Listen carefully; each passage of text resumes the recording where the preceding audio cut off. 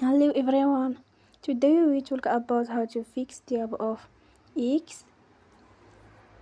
We will go to settings. Then we click on apps. After that you will search the app X and you will click. Then you will on for stop.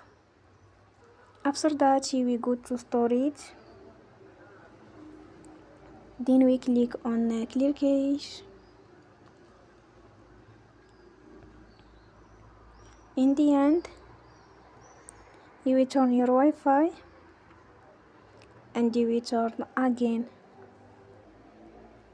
Don't forget to support us by like and subscribe. See you next time and thank you for watching.